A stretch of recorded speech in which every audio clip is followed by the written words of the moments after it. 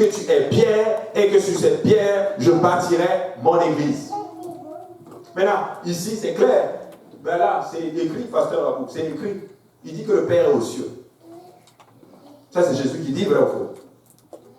Mais attends, comprenons bien. Nous sommes en train de parler de l'esprit. Si tu veux comprendre la divinité, Jésus était humain, mais aussi Dieu. Donc sa nature humaine, c'est un fils. Mais sa nature divine, c'est sa patte, c'est le rôle de père. Amen. Nous devons comprendre cela, mes frères et sœurs.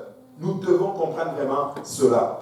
Quelle révélation Pierre a-t-il reçue? La révélation que Jésus qui se tenait devant lui dans la chair était le corps oint du Dieu vivant.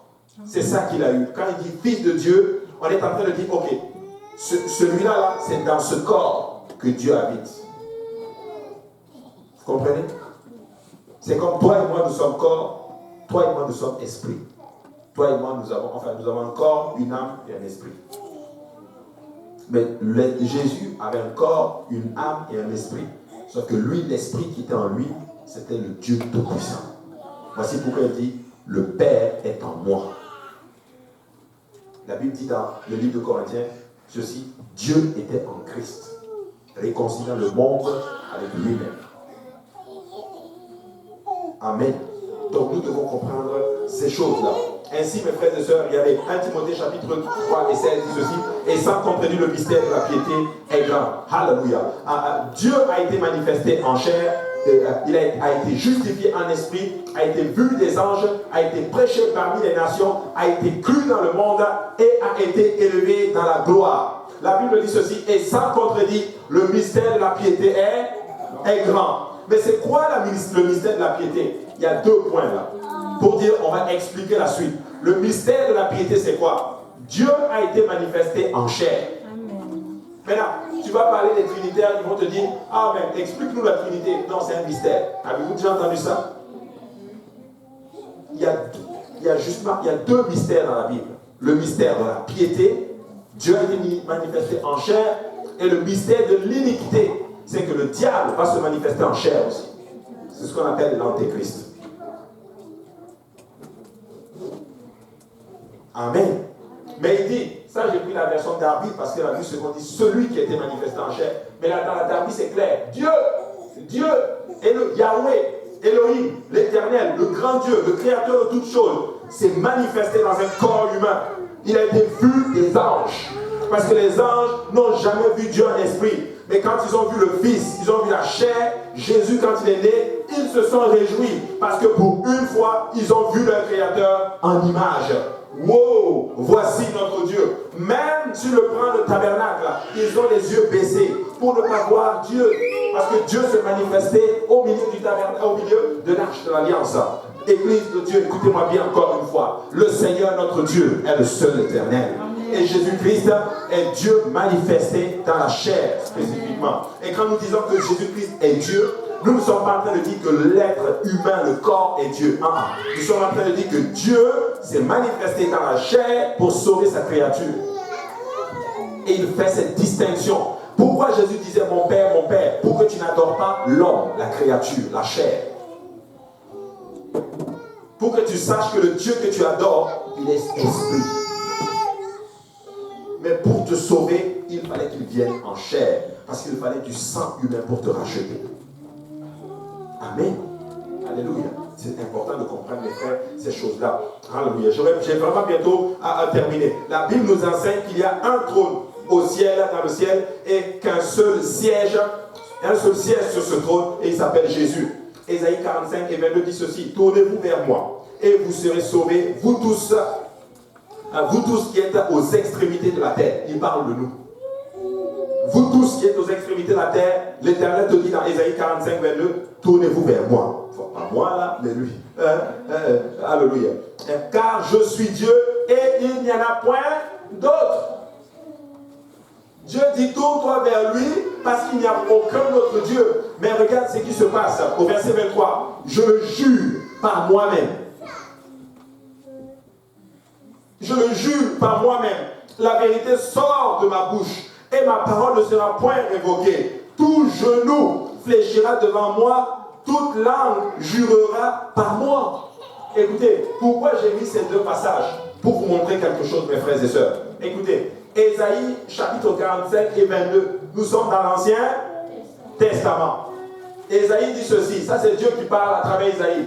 Tournez-vous vers moi et vous serez sauvés, vous tous qui êtes aux extrémités de la terre, car je suis Dieu et il n'y en a point d'autre. Je le jure par moi-même, la vérité sort de ma bouche et ma parole ne sera point révoquée. Tout genou fléchira devant moi, toute langue jurera par moi. Ça, c'est ce que les gens de l'Ancien Testament avaient comme révélation.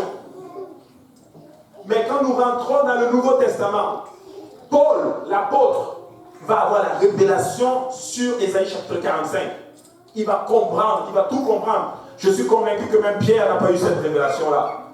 Même les autres n'ont pas eu, mais Paul l'a eu. Et Paul dit dans Philippiens chapitre 2, verset 9, c'est pourquoi aussi Dieu l'a souverainement élevé, en parlant bien sûr de la chair, et lui a donné le nom qui est au-dessus de tout nom, afin qu'au nom de Jésus, tout genou fléchisse dans les cieux, sur la terre et sous la terre, et que toute langue confesse que Jésus-Christ est Seigneur à la gloire de Dieu le Père. Tu sais, regarde, Ésaïe 45 dit, tout genou fléchira devant moi. Mais Philippiens dit, au nom de Jésus, tout genou fléchit. Mettez ça ensemble. Il est Dieu. Maintenant, pourquoi Philippiens est écrit comme ça? Dieu l'a souverainement élevé. Va dans la Bible orthodoxe. C'est écrit qu'au nom de Jésus, que tout le monde confesse que Jésus est Yahweh. C'est comme ça que c'est écrit dans la Bible orthodoxe. Donc des fois, c'est des questions de traduction qui fait que des fois, certaines personnes sont un peu confuses. Mais Église de l'Est, comprenez-moi encore une fois. J'aimerais tellement que ça rentre comme une pilule. Alléluia. Jésus-Christ est le Seigneur. Jésus-Christ est Yahweh. Jésus-Christ est Yahweh de l'Ancien Testament. Et Yahweh de l'Ancien Testament, c'est Jésus-Christ. Alléluia. C'est important. Et quand tu comprends ça, wow, c'est clair. Je connais, il y a une personne qui était confuse en ce qui concerne la divinité. Elle pensait qu'il y avait trois dieux. Elle pensait que le Père est là, le Fils est là et le Saint-Esprit est là. Et elle allait prier au Fils. Oh Fils de Jésus, pardonne-moi, vraiment j'ai mal fait. Après, elle se lève et dit, oh mais que va penser le Saint-Esprit? Elle dit, oh Saint-Esprit, vraiment toi aussi, pardonne-moi. Elle dit, non, mais que va penser? Père, vraiment toi aussi, Jacob, vraiment pardon. Non, écoutez-moi bien, quand tu vas à Jésus, tu es devant le Père, tu es devant le Fils, tu es devant le Saint-Esprit, tu peux lui parler, alléluia. Et il va te consoler, il va te toucher. Et d'ailleurs, il a donné sa vie pour toi.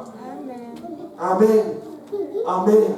Ne soyons plus confus. Dieu ne veut pas que tu sois confus en ce qui lui concerne. Voici pourquoi Jésus dit, à mon nom, tous demandez tout à mon nom, vous allez l'avoir. Tout. Tout ce que tu veux, demander au nom de Jésus. Bien sûr, ce qui est dans sa volonté, bien sûr. Seigneur, au nom de Jésus, donne-moi une Ferrari. Non, c'est pas de ça que je parle. Si ça prend cela pour que tu sois sauvé, il va te le donner. Mais comme tu n'en as pas besoin, alléluia, de toute façon, une Ferrari, ça ne prend que 2 personnes. Et comme Dieu veut que tu sois en famille, que tu sois heureuse en famille, il va te donner une belle vanne. Amen.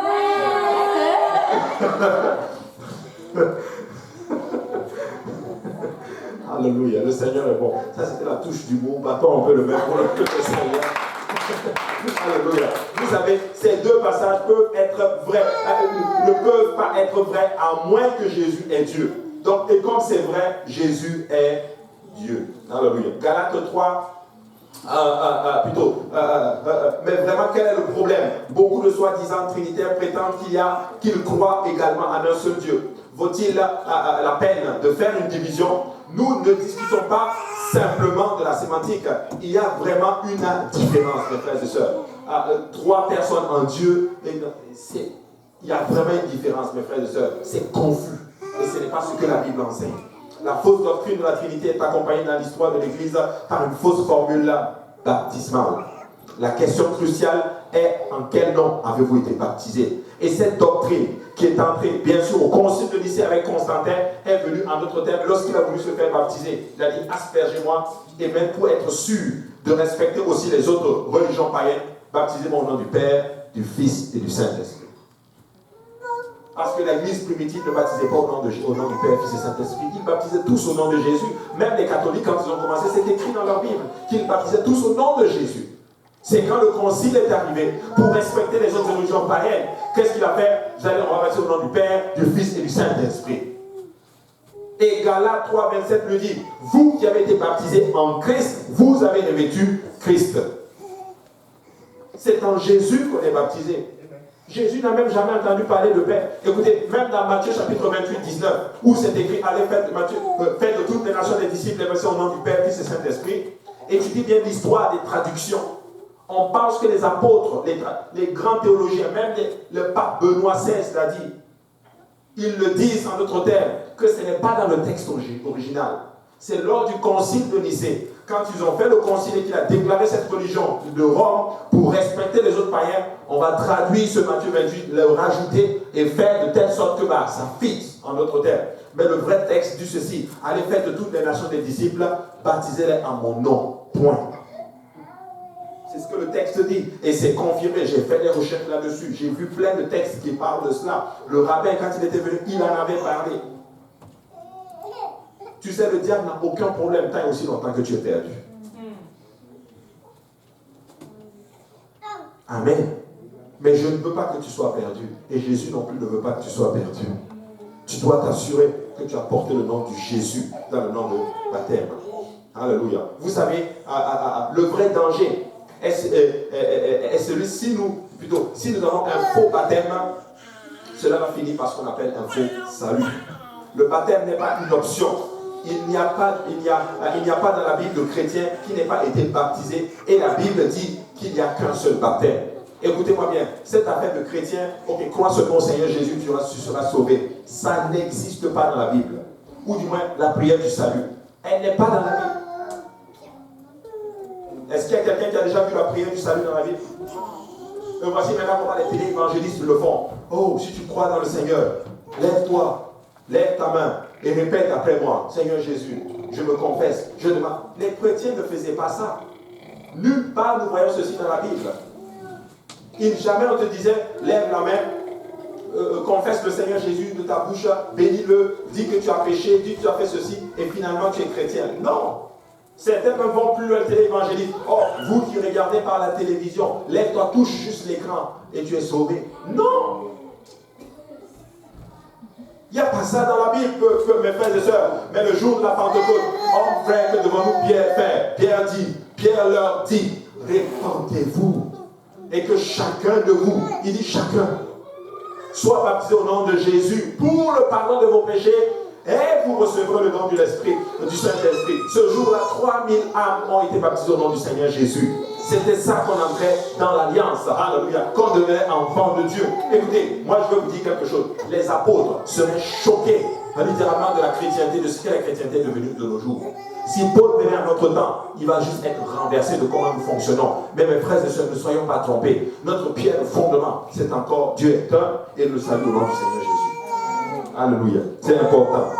C'est important. Alléluia. Éphésiens 4 dit ceci, il y a un seul corps, un seul esprit, comme aussi vous avez été appelés à une seule espérance par votre vocation. Il y a un seul Seigneur. C'est puissant ce qu'il est en train de dire ici. Il y a un seul Seigneur. Maintenant, si le Père est distinct de Jésus, donc le Père, logiquement, il doit être Seigneur aussi, non? Vrai ou faux? S'il est distinct de Jésus, il est Seigneur parce qu'il gère toutes choses. Mais si Jésus est distinct, donc on va appeler Jésus aussi Seigneur. Car ça veut dire qu'on commence à avoir deux Seigneurs. Mais la Bible dit qu'on n'a qu'un seul Seigneur. Donc la seule comme que ça soit vrai, c'est que ce seul Seigneur, on sait que c'est Jésus, et on sait que le Père est Seigneur aussi, Jésus est le Père. Un seul Seigneur, une seule foi, un seul baptême.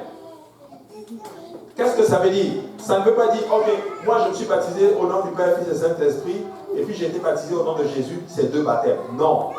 Quand tu étais baptisé au nom du Père, Fils et Saint-Esprit, ce n'était pas un baptême. Parce que ce n'était pas conforme à la Bible. Mais quand tu es baptisé au nom de Jésus, là, c'est un baptême. Amen.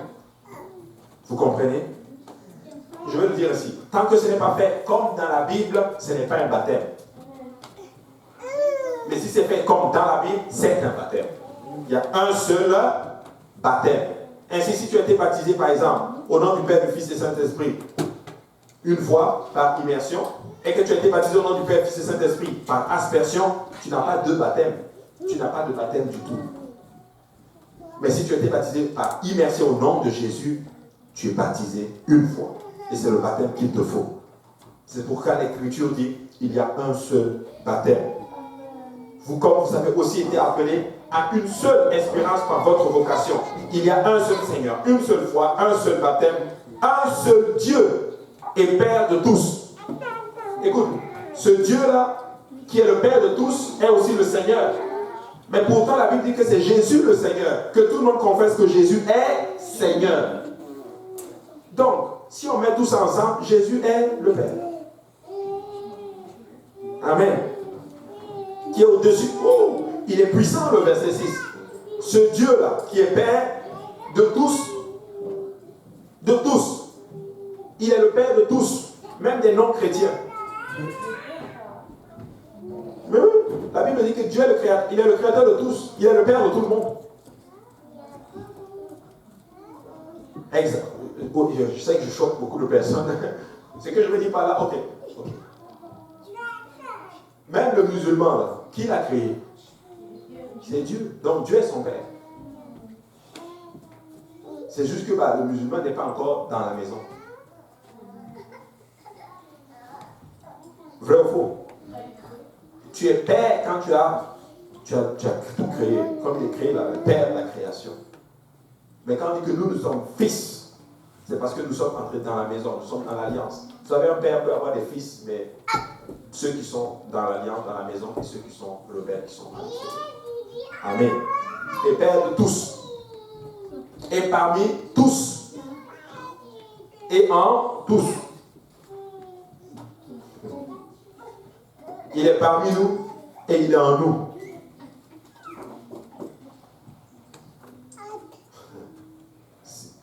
Comment tu peux être parmi quelqu'un et être en même temps lui? Il est Dieu. Il est Dieu. C'est pour ça que Jésus dit, le Père est en moi, moi-même je suis aussi dans le Père. C'est puissant, c'est vraiment puissant ce qui est en train de se faire ici. Chaque baptême de la vie est au nom de Jésus. Acte 4:12. Il n'y a de salut en aucun autre, car il n'y a sous le ciel aucun autre nom qui ait été donné parmi les hommes par lequel nous devions être sauvés. Colossiens 3:17. Quoi que vous fassiez en parole ou en œuvre, faites tout au nom du Seigneur Jésus, en rendant par lui des actions de grâce à Dieu le Père. Là, ça commence à être bon. Là. Ça veut dire quoi? On va lire le texte. En rendant par lui des actions de grâce à Dieu le Père. Qu'est-ce que ça veut dire ici? Quoi que vous fassiez, faites tout au nom du Seigneur Jésus. Faites tout dans le nom. Et quand tu fais dans le nom, tu es en train de rendre grâce à Dieu le Père. Donc quand je dis Seigneur Jésus, je suis en train de rendre grâce à Dieu le Père. Alors, ne vous laissez pas qu'on vous trompe. Il y a des soi-disant théologiens qui vont sortir, qui vont essayer de t'expliquer quoi que ce soit la divinité. Mais Dieu ne veut pas que tu sois confus. Amen. Donc, nous sommes une église croyant à la doctrine de l'unicité, mais nous devons aussi être une église qui pratique l'unicité. Parce que les pentecôtistes sont des spécialistes, ils peuvent te sortir la doctrine. Mais est-ce que nous pratiquons l'unicité? Et ça, je vais expliquer cela et je vais bientôt terminer avec ceci. Tout comme vous pouvez dire que Dieu est un, que Dieu est le Père, il est le Fils et il est le Saint-Esprit, nous devons aussi arriver à une place et reconnaître ensemble que nous sommes un seul corps. Quand on dit Dieu est un là, oui, Dieu est un numériquement parlant, mais nous devons aussi arriver à une place où nous aussi nous sommes un dans la pensée, dans la vision en notre terme. Dans la vision, dans la pensée, dans toutes ces choses. Nous devons être un. L'unicité, elle s'applique aussi dans la même vision. Amen. Si tu me dis, moi je crois en un seul Dieu, mais tu es divisé. Est-ce que tu crois réellement en un seul Dieu? Amen. Alléluia. Et l'Église doit répondre littéralement à ceci en étant un. Et Jésus a prié que tout ce que nous fassions littéralement, que nous soyons un avec nos frères et sœurs littéralement. À la tour de Babel, leur unité ne rendait rien impossible, ne leur rendait rien impossible. Hein? Tout était un à la tour de Babel parce qu'ils étaient un seul ensemble, un seul peuple. Tout ce qu'ils ont prévu de faire, ils vont le réussir. Écoutez-moi bien. Vous savez, l'accord c'est important. Si nous nous mettons en accord, mes frères et sœurs, rien ne sera impossible. Je vous dis absolument rien. C'est parce qu'aujourd'hui, nous ne sommes pas unis. Si on se met en accord, on se dit on veut quelque chose, on va l'avoir. Regardez, je vais vous donner un exemple. Si vous vous mettez ensemble, je vous donne une technique. Sans être ébranlé par les bouches extérieures ou les esprits extérieurs, si vous vous mettez ensemble, par exemple, une âme vient ici, vous vous mettez ensemble, vous dites que nous là, on va faire de cette âme un disciple. Vous vous mettez ensemble, tel va chercher l'âme, tel va enseigner l'âme, tel va faire de toutes choses. Ensemble, l'âme va rester. Je mens? Non, je ne mens pas, c'est vrai. C'est vrai. Est-ce que tu sais que tu peux voir quelqu'un et dire, et puis vous vous mettez ensemble, vous dites que cette âme, nous la voulons. Et Dieu va vous la donner. Vous vous mettez ensemble et vous la prenez, vous la baptisez et elle devient disciple.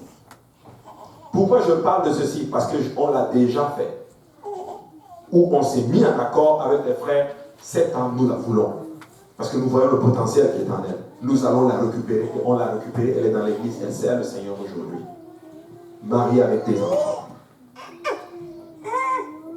L'unicité va bien plus loin que de dire Dieu est un. De comprendre le Dieu est un. Dieu est un veut dire ceci, nous devons travailler dans l'unité. Et si nous travaillons dans l'unité, nous allons réussir. Nous allons réussir. Alors mes frères et sœurs, comprenons l'unicité de Dieu.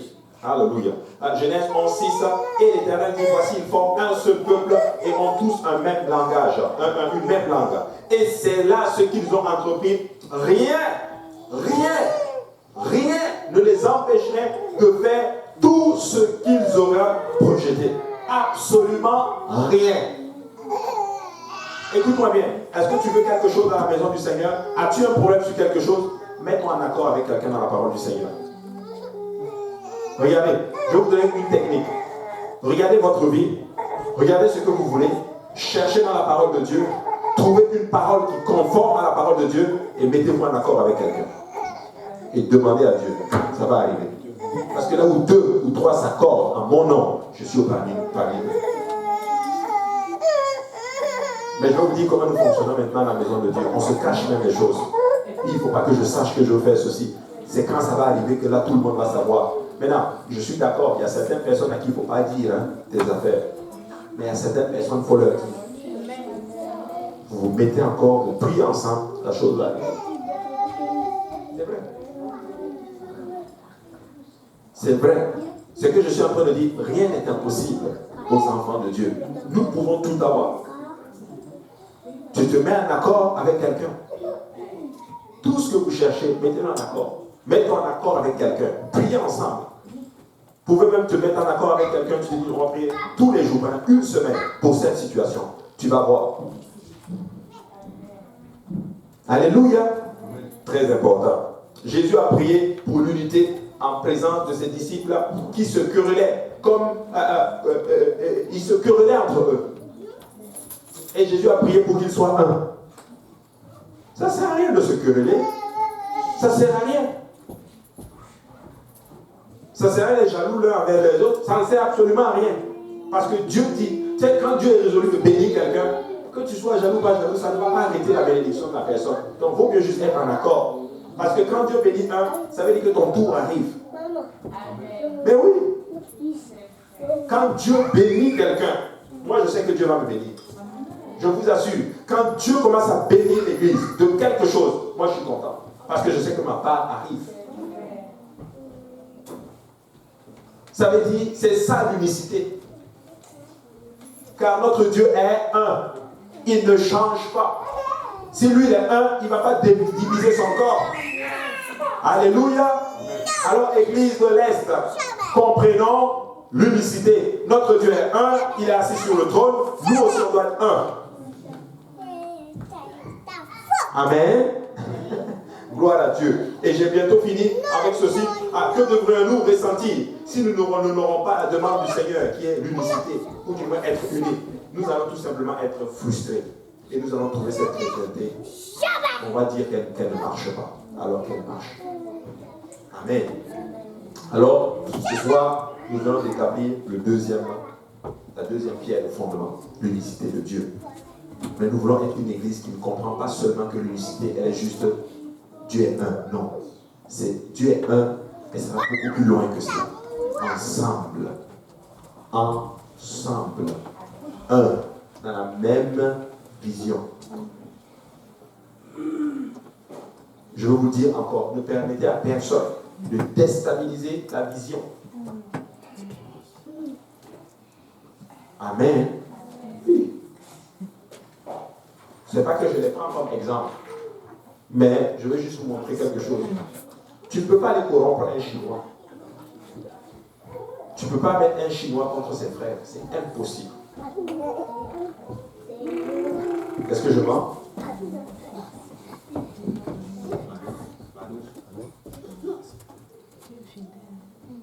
Tu ne peux pas mettre un Chinois contre son frère.